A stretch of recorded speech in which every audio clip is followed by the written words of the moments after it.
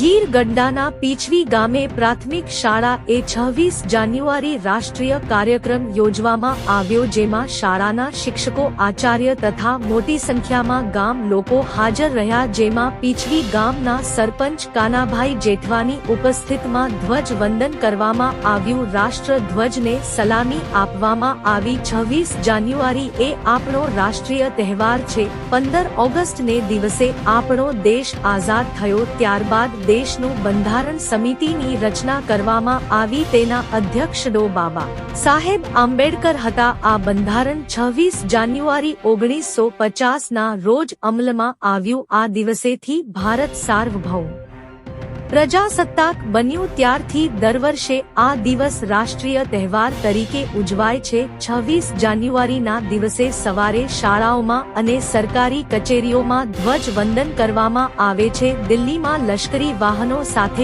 લશ્કરની ત્રણેય પાંખોની પરેડ થાય છે. તેની સાથે જુદા જુદા રાજ્યોના વિકાસની તેમજ સાંસ્કૃતિક ઝાંખીઓ પણ બતાવવામાં આવે છે. આમ 26 જાન્યુઆરી આનંદ ઉત્સાહથી ઉજવવામાં આવે છે. વંદે માતરમ. જય હિન્દ. રિપોર્ટર જેઠવા જોરુભાઈ, ગીર ગઢડા.